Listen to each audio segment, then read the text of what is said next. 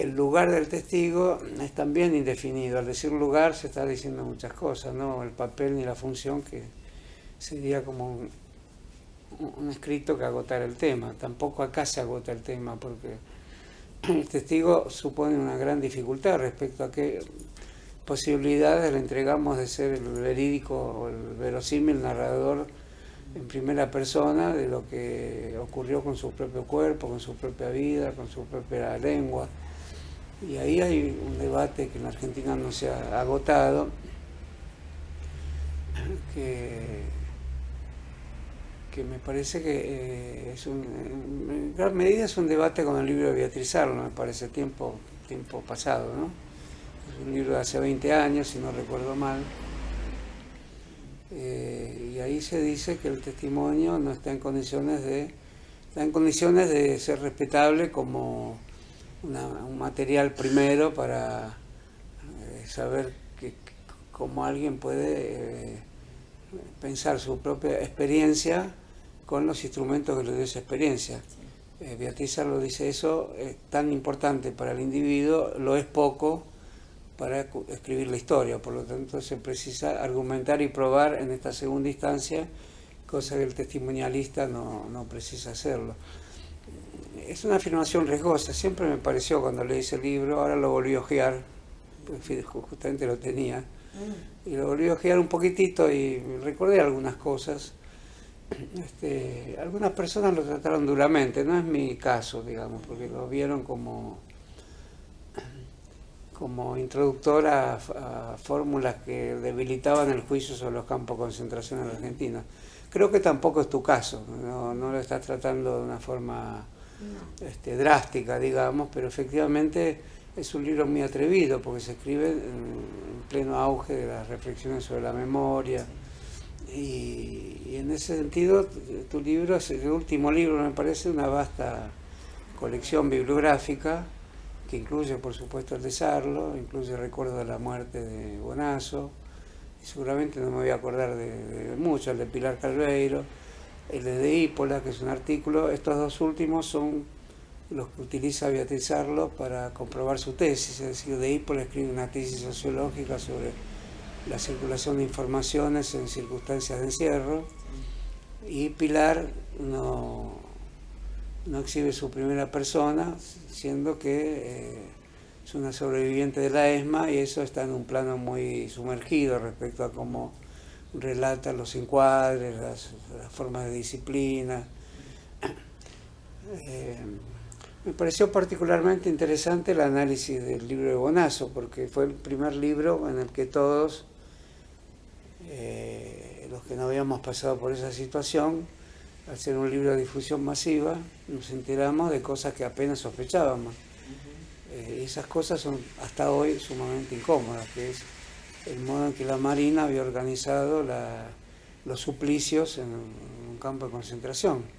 Pero había mucha relación con la oficialidad que cumplía las funciones de custodia, de tortura, etcétera, con todos los planos de división de trabajo, y al mismo tiempo sectores específicos dentro de los cautivos, inciertos, porque no estaban repartidos exactamente entre los que estaban destinados a la muerte y los que elaboraban informes. Pero efectivamente había esa distinción, aunque nadie la tenía clara, ni siquiera los que la habían forjado. Entonces ahí el libro se convierte en un libro de ética, de una ética que todavía no está asentada, cómo se juzgan esos casos. Creo que vos tenés la tendencia, yo comparto totalmente, de que hay los casos de las personas que o simularon colaborar o colaboraron en cuestiones que no afectaban de inmediato ni inmediatamente la vida de otras personas. Es un tema que tiene que tener una reflexión. No se precisa escribir un manual de ética, pero tiene que tener una reflexión de carácter comprensivo, no sé si decir indulgente, pero que hace a la condición humana, que si hiciera esta reflexión en los términos más últimos, seguramente enriquecerían la vida política, porque todos entramos a la vida política leyendo libros, aplicando consignas y pensando que había un camino donde no se iba a transitar más obstáculo que una derecha que se declaraba como tal. Acá el obstáculo era el modo en que se erigía un poder que no tenía que darle cuenta a nadie si jugaba con tu vida hasta la última gota y después tiraba cuerpos exánimes al río. Digamos, todo eso que llamamos el horror no solo no tiene formas fáciles de relato, de ahí la fuerza del libro de Beatriz Arlo. Yo pienso que vos querés demostrar que el horror tiene formas fuertes de relato. Y ahí hay una diferencia grande, aún no tratando con desdén lo que hizo Beatriz Arlo, pero del horror emerge. ¿Y por qué a mí me parece que esa tesis tiene que ser demostrada y tu libro está en esa senda de forma muy precisa? Porque es la manera en que se puede indagar realmente sobre el tema de los que sobrevivieron, sobre los cuales siempre pesa la sospecha.